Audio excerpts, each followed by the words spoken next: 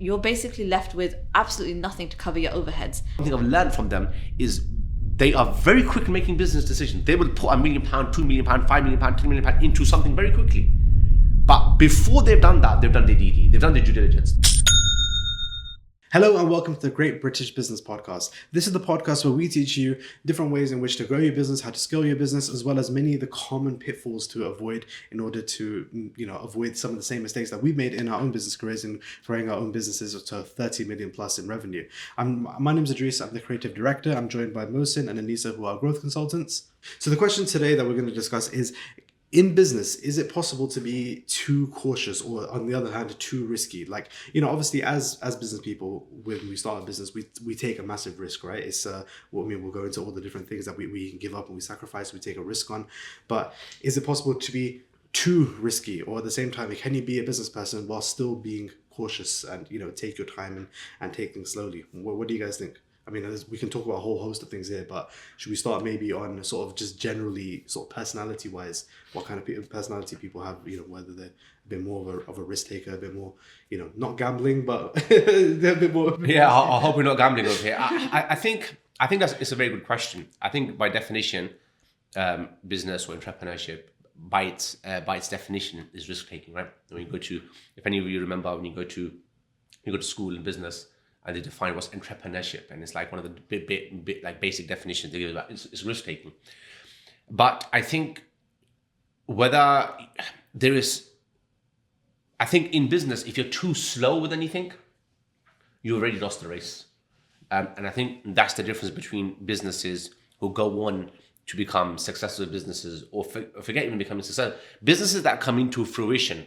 They go from an idea, especially boys can probably relate to this, it's very common amongst, maybe late teens or early 20s, mid 20s, especially if you're in a job. It's very common that, boys will, they'll go out to eat and then they'll be sitting in their cars or, eating somewhere. And somehow the conversation will end up, I'm going to set up this business, I'm going to set that business. And then you meet the same bunch of friends again 4 months later or 6 months later, and you have the same conversation. But I'm ready to start the business. And then another 8 months later, and before you realize it, they're going from having black hair to white hair, and they're still talking. And they got 3 kids on. they got 3 kids and thinking, do you know what? That business idea, I told you it was going to be a good idea, didn't it? Because now somebody else has made it. They always say, look, that person's doing it, that person's doing it, that person's doing it. But I thought of it first. It was my idea first. You see, and I think that is what, obviously, there's one element of that, right? Going from concept to actually, to actually taking action. So I think absolutely from a business standpoint, taking action is very, very important. You cannot sit around and be thinking about, sometimes the biggest decisions happen by mistake. Sometimes you might make a decision, it might go wrong. But there is a difference. I'd like to caveat that. There is a difference between, making a decision and, making your dream or concept coming into reality versus obviously gambling and risk management. And I think obviously that's where we'll end up, where the conversation will end up anyways, which is, when are you making a decision? When are you gambling it? And when are you actually making a calculated risk? And I think one of the biggest things that people struggle with, right, when it comes to business, is especially when you've not done a business before and you're going from concept into actually building a business, is this issue of risk taking. What do I do? Shall I just go make the decision? And especially if you're married or if you're used to a certain level of income, beforehand, you've got a steady rate of income coming through through your bank, and now all of a sudden you get up one day and say, okay, I want to go into business. It's that level of nervousness, I guess. It's the fear of the unknown, isn't it? It's the fear of the unknown, right? It's nervousness. Okay, what's going to happen?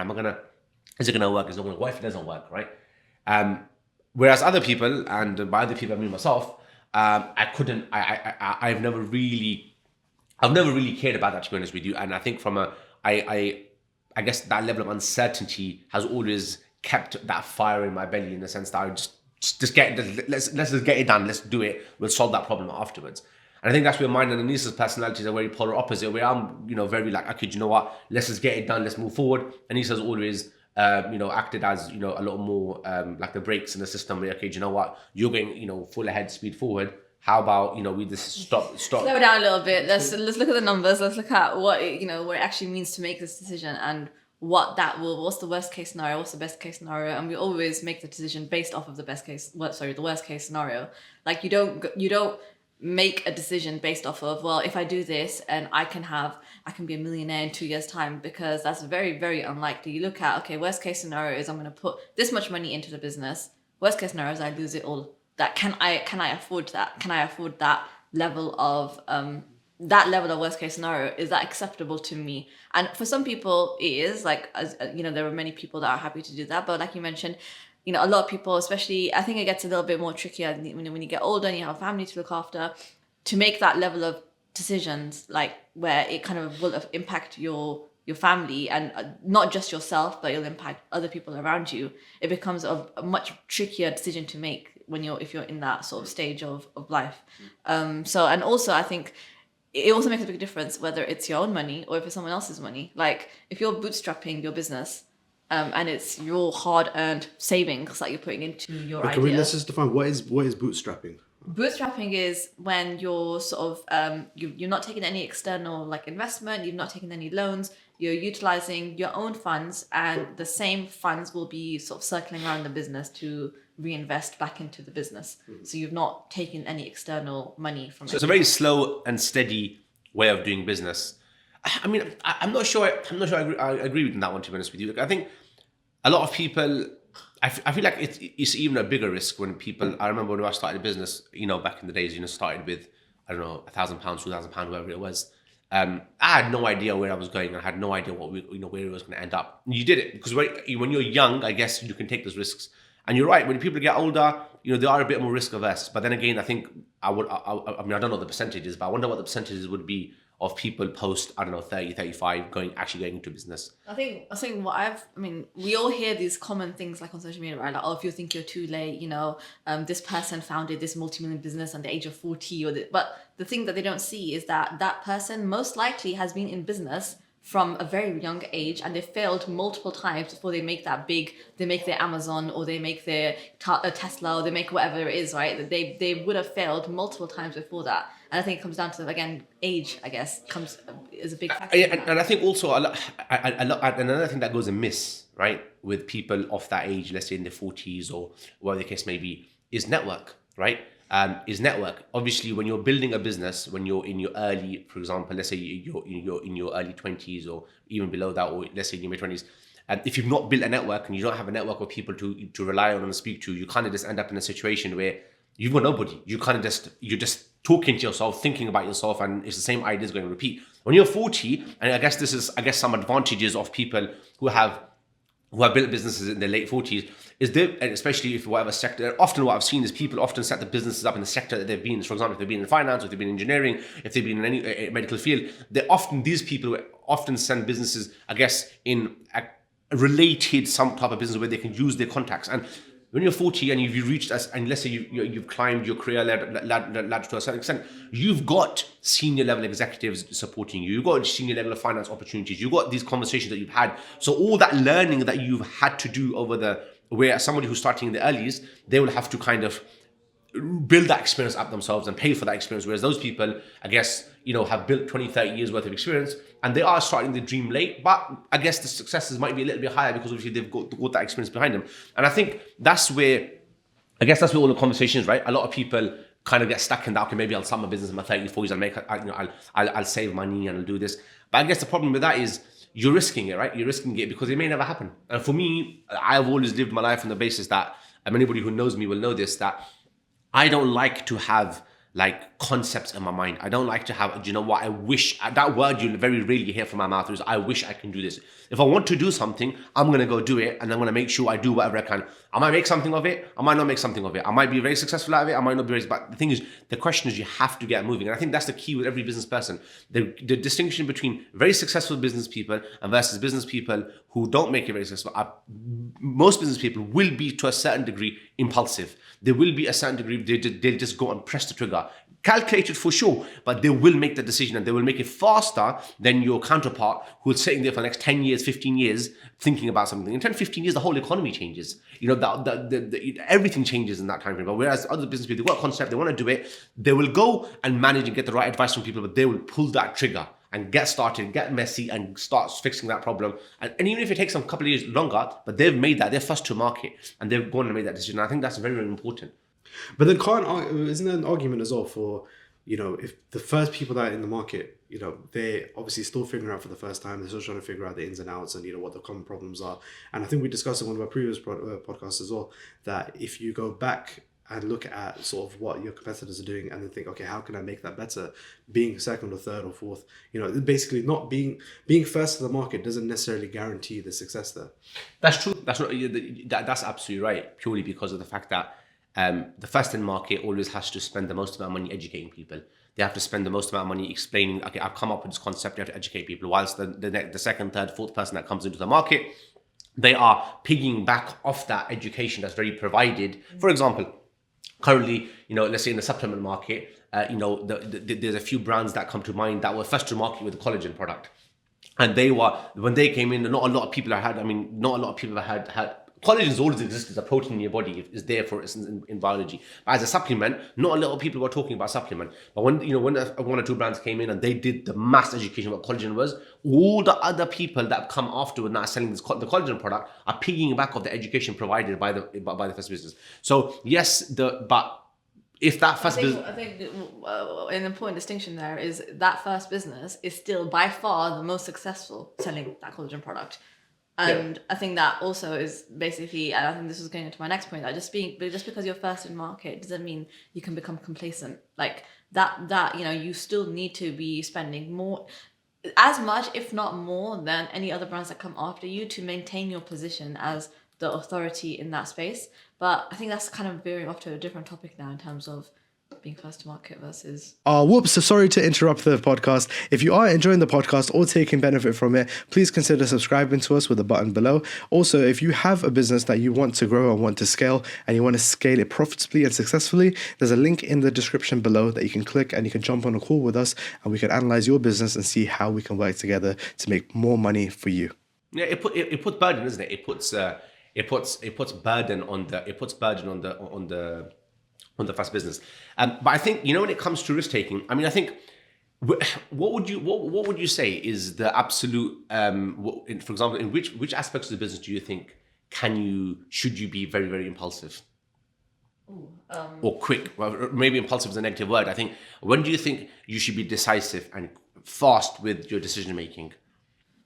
I think it's, if you have an idea, I'm not saying go tomorrow and buy the stock and build a website and start selling it. If you have an idea, start validating that idea as soon as possible, rather than just putting yourself in an echo chamber in your own mind almost and convincing yourself that I need to wait, or I need to do it now. I need to wait. Like, as in, don't delay in trying to validate that idea. So I think at the very, very before the business has even started, when it's still a concept, at that stage, you should be quite quick. Because like you said, you can sit there for 10 years thinking that, I feel like this would be such a good business idea. And in that time, people have already done it, made their money and moved on. So you need to be quite fast in there. Another time where you feel... But you're sort of talking from a perspective of obviously a concept-based businesses. Yeah. But what about like actually and steady businesses that, currently... I think you're asking the wrong person, because my advice is always to don't be impulsive in anything. You have to make a calculated decision for everything that you do in business. I think one thing for sure in my mind that comes to is staffing.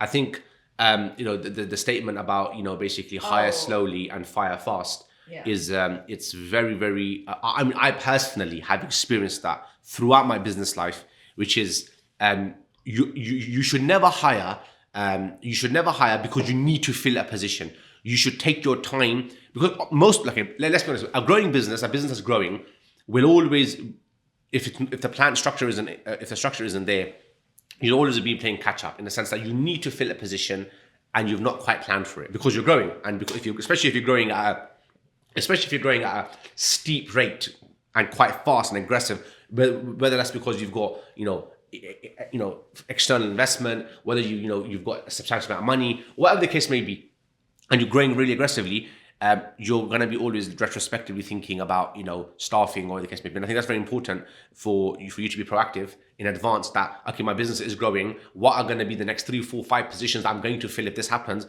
and be ready planning for that and what you're looking for. Because having the right person, the right cultural fit, the right expertise, the right standards, the right morale, the right attitude, all of that is very, very important. Because you can have the most talented, and I've experienced this myself, you can have the most talented people in your team, people who have the experience is amazing, and they come sit around the table, just don't like them.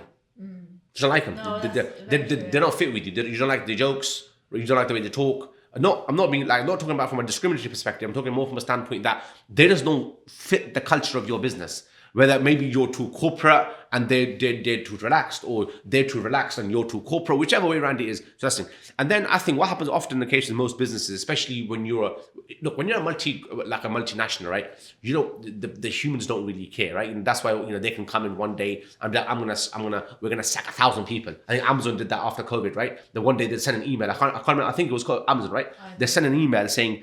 I think it was like a year or 2 years after COVID, they sent an email to everybody. I think it was a couple of thousand people. They said, "You're not coming in tomorrow. You're finished, fired."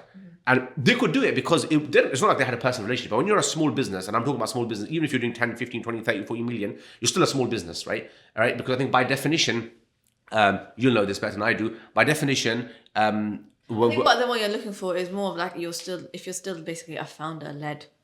Not even that, because you're founder-led for a long time. The point I'm trying to make is that even when it comes to firing that person, it's a very difficult thing to do. And I think that is when you have to, from a business standpoint, take out your emotional side of it and say, is this right for my business? Is it not for business? And there you have to be quick. Otherwise, the longer you leave that conversation going, it's like it's infesting the business. It's infesting you. It's infesting your mind. It's infecting your culture. You'll avoid them. You don't want to talk to them. You'll try to sidestep them, whatever the case may be. And it kind of just erupts your business from inside, and you're actually doing more harm than good. And I think you're doing the employee or your staff member more justice by letting them go, because number one, they're not fit for you, you're not fit for them. It's vice versa. It can't just be one way. You're not fit for one another. And I think the quicker you let them go, you're doing yourself justice, and you're doing that person justice as well, so that they can go in an environment where they can flourish, and you can be in an environment where you can flourish. I think staffing is definitely one of them. You should take your time. So you shouldn't be impulsive when you're hiring, but you should be very quick to get rid of what doesn't sit with you. And I think this is after like 15 years of experience in my business, that you have to be decisive when it comes to this point. Otherwise, you'll be sitting there for a very long time, scratching your head. Mm-hmm.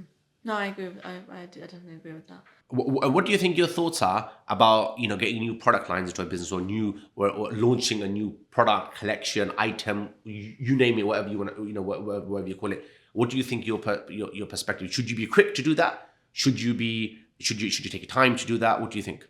I think there's definitely a balance to be struck, but I would more on the side of making that decision faster, purely from a perspective of you don't want your business to become irrelevant or stagnant. And even though you have got, maybe you have a couple of core product lines that do really, really well for you, but like there is a basis for you to think that, my customers are genuinely asking for a certain type of new product line, or I can see that my competitors who are very close to what I sell, they have launched this and it seems to be going well for them. I think from that basis, you shouldn't feel like you can't make that decision because you have to preserve the cash or whatever the case is. Like, obviously there's a balance to be struck, but you don't want to be in a situation where you're left behind and become irrelevant because other businesses, other brands, in your industry have kind of just listened to the market and develop new lines or new products and become a lot more sort of they're just a better choice because your product lines are quite restrictive.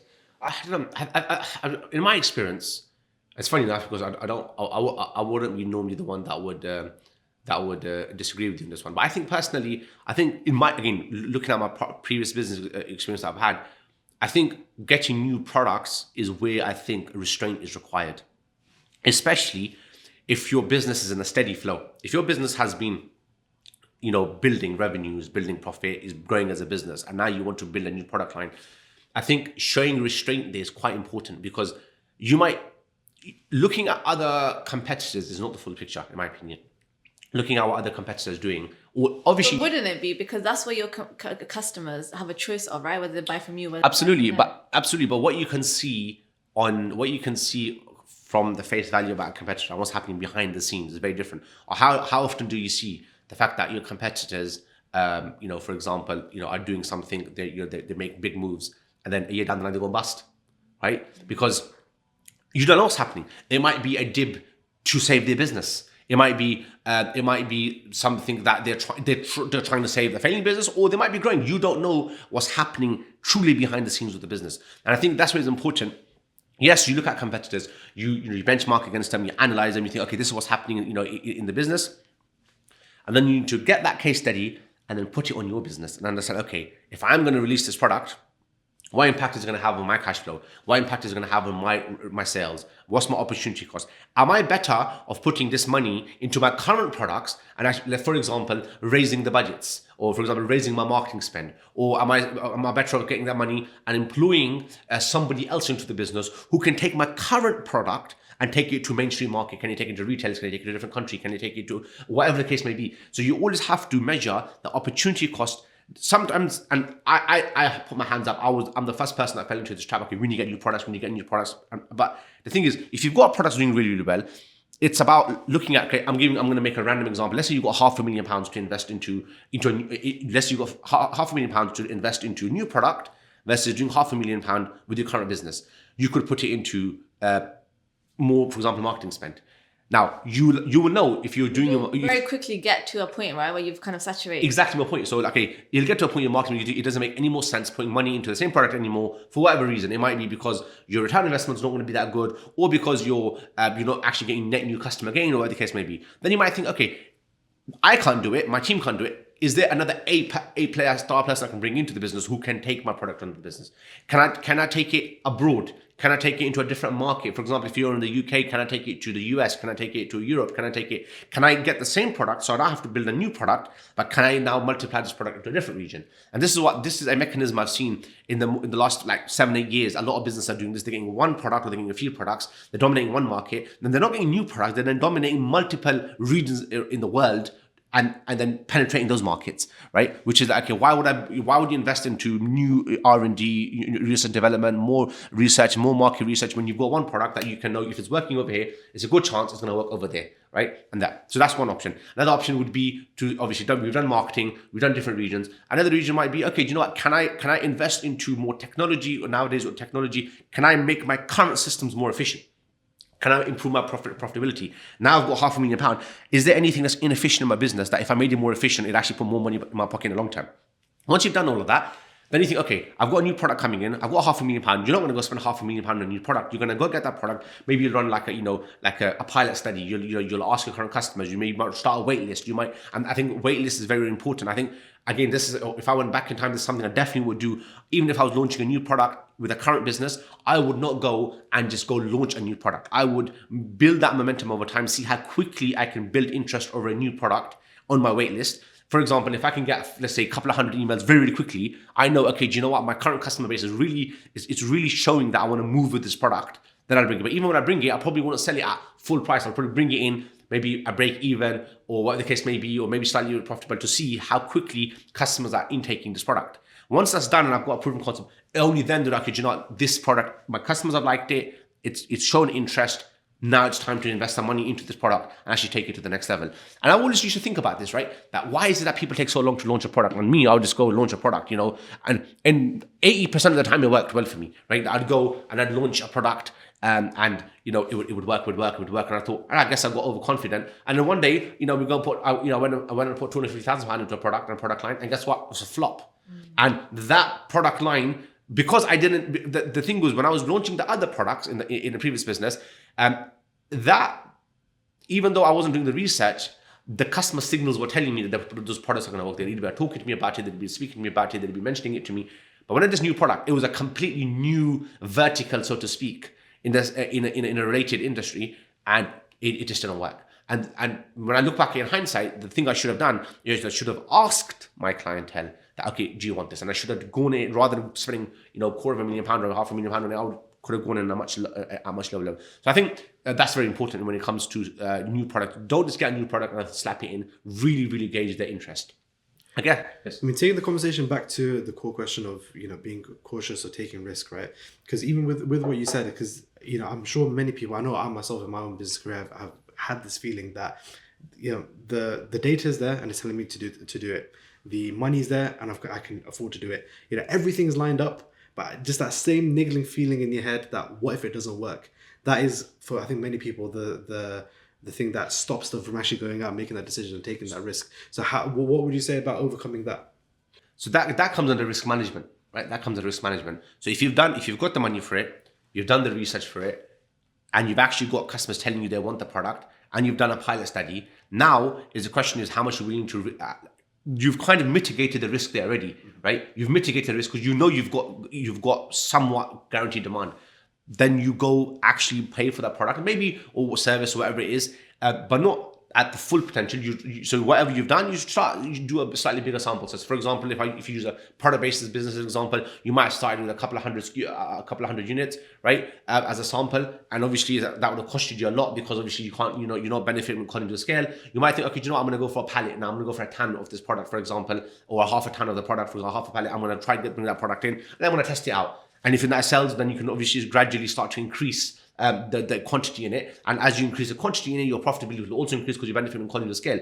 But that is where the conversation is. A lot of people want to do it and then don't do it. But if you've got proven demand, why would you not do it? And I think that's the difference between showing restraint and showing an execution. A lot of people might just show restraint for so long, and there's businesses out there that have gone bust for being overly restrictive because they've not adapted their business model to what's happening in the market. They just think, I'm here, I've got my steady flow of business coming in, I'll stay the way it is. I'm not going to risk my money because I've got extra cash, cash in my bank account, or whatever the case may be. And other businesses are testing, innovating, failing, and somebody might test something, might fail. You think, oh yeah, see, but then what will happen eventually? Your cash in your bank account at some point is going to start to decrease because that sales, that market share, somebody else is going to gobble it up. You don't have the liberty in business to stay stagnant and expect different results. It doesn't happen in business. You will always, what goes up, it's the law of physics, right? What goes up must come down, right? And if in order to keep going up, you need to make sure you're constantly fluctuating your business and changing and adapting to markets. I think the overall biggest thing that when we're talking about risk management is just, as a business person, keeping your ear to the ground all the time, knowing exactly what's going on within your industry, within the economy, what your customers are saying. Having that information or that data available to you at all times is going to be the biggest thing in mitigating the risk that you take. Absolutely. I think one of the biggest things I've noticed personally in my business life is when you stop keeping your ear to the ground is when it becomes a problem. When you think that you're above and beyond the aspect of keeping your ear beyond, like you think, okay, I've got an established business, I'm a market leader, I'm dominating, I know this thing, and you stop keeping your ear to the ground because guess what? It's the ground that's feeding your business. It's the customers that are speaking to the business. You will never become more important than the customer. No business is ever bigger than the customer, ever. No matter how big it is, it can be a multinational, it can be whatever. They will always, like, for example, and I know this is cliche examples I'm about to give here. Coca-Cola still advertises. McDonald's still advertises. Starbucks still advertises. KFC still advertises. Every brand out there, iPhone still advertises. Samsung still, every single one of these big companies are always advertising. But they're trying to always get at you, at your heart somehow, to stay relevant, to let you know that they are still in trend with you. They are still in trend with your design. They're still in trend. And why? Because they keep the ear on them. They know. Let's be honest, right? You go from one iPhone to the next. There's not much difference, right? There was a big part of my life when I just had Androids, right? And I had literally every other Android back to back. Every time a contract would finish, I'll go to the next one, and go to the next one, and go to the next one. Okay, when you go from the first one to the sixth one, there might be a big difference, but from one to the next, there's not much difference. But they've convinced you that you have to get the next one because they've kept the ear to the ground, they kept it relevant to you. And I think the biggest thing I've learned in my business life is if you're not learning and you're not educating all of the time, there is never, as a business person, you never have the liberty to stop learning. Even no matter how good you become at your career, no matter how big your business becomes, no matter how excellent you are with your business, if you stop learning, you've started your downfall. You're going to fall from that point onwards because once you've stopped learning, imagine you're up here, yeah? Like imagine this was a graph and you're up here or you were up down here and you're learning and your business is growing up here. The minute you get up to here, there's also other people learning over here. You will start to decline, and guess what? This graph will start crossing you over the top, and because those people have learned something more, right?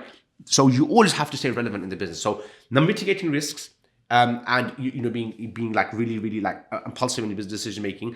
You always, I think, as a business person, you always have to have somebody around you or people around you that can help you understand the risk. I think that's very, very important. Some of the most successful business people I've met, right? People who have made hundreds of millions, right? People who are really, really who are just on who would play a really big business game. One thing I've sat down with them, I've spent a lot of time with these people. One thing I've learned from them is they are very quick in making business decisions. They will put £1 million